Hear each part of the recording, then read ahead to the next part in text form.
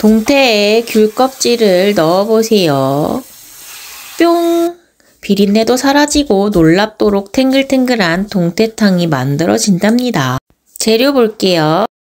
마트에서 동태를 사왔어요. 우선 쓴맛이 안 나게 하려면 내장 부위와 쓸개를 잘 제거해 주어야 하는데 요즘 생선가게 사장님들은 말끔하게 잘 빼주셔가지고 상태 확인만 해보고 동태에 귤 껍질과 굵은 소금을 넣고 물을 부어 30분 정도 두면 비린내도 없애주고 동태살이 더욱더 탱글탱글해진다고 하네요. 무도 준비해봅니다. 물을 넣어야 일단 국물 맛이 좋아지겠죠? 싹싹싹싹 무는 적당한 크기로 잘라볼 거예요. 생선이 금방 익으니까 너무 두껍지 않게 썰도록 해봅니다. 호박도 잘라주세요. 싹싹싹싹.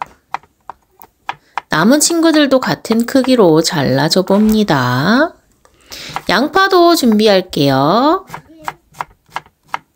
양파도 적당한 두께로 썰어줍니다. 야채 준비는 이제 끝이 났어요. 콩나물과 쑥갓은 미리 씻어서 준비해 놓았답니다. 이제 동태찌개 양념을 만들어 볼게요. 자, 고춧가루를 5스푼 정도 준비를 하고 저는 크게 4개 떠보았습니다. 마늘 다진 것도 넉넉하게 넣어줍니다.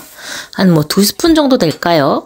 비린내를 제거하기 위해서 생강가루도 약간 넣어주는데요. 생강가루가 없다면 맛술 정도는 넣어줘야 비린내를 좀 잡을 수가 있을 것 같아요. 간장도 2큰술 정도 넣어주고요. 액젓도 2큰술 정도 넣어줍니다. 하나, 둘. 된장도 1스푼 반 정도 크게 떠서 넣어 보았습니다. 아이들이 좀 퍽퍽해 보이니까 저는 물 대신에 소주를 약간 부어주고 참기름도 살짝 둘러서 이제 재료들을 잘 섞어 볼게요. 싹싹싹싹. 저는 냉동시킨 마늘이라서 좀 녹을 때까지 힘을 주어서 잘 풀어줍니다. 저는 청양고추 대신에 청양고추 다져 놓은 것을 써볼게요. 1스푼 정도 넣어주었어요. 이제 팬에 기름을 두르고 양념을 먼저 볶아줄 거예요. 양념을 미리 볶아 놓으면 고춧가루의 풋내도 좀 사라지고 고추 기름도 자연스럽게 만들어져서 더욱 맛있게 찌개를 끓일 수가 있답니다. 싹싹싹싹 긁어서 이제 양념을 볶아 볼게요. 센 불에서 볶다 보니까 이제 빨간 기름이 조금씩 나오는 게 보이시나요? 이 기름이 우리 동태찌개를 더 맛있게 만들어 줄 거예요. 수리수리 마수리. 맛있어져라, 얍! 양념을 이제 어느 정도 볶고 나서 물을 부어주는데 아까 양념 남은 곳에 물을 부어서 싹싹싹싹 모아서 부어주어 볼게요. 물이 끓기 시작하면 귤 껍질에 담가 놓았던 동태들을 소안에서 넣어줄게요. 뜨거운 물이 튀지 않도록 조심조심 넣어줍니다. 콩나물 컴온! 미리 씻어두었던 콩나물도 넣어주고 이제 남은 야채들도 함께 넣어줍니다. 그리고 이제 뚜껑을 덮고 끓여줄 거예요. 1, 2, 3, 뿅! 보글보글 잘 끓고 있죠? 빨간 고추기름이 보이시나요?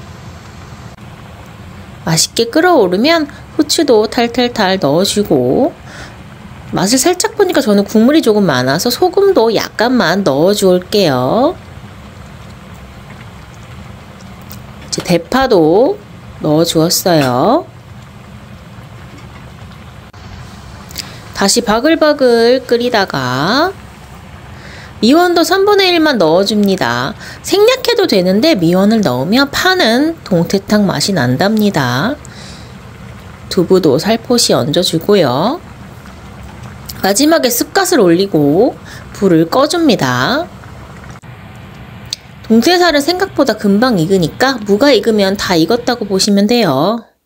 짠! 이제 완성이 되었네요.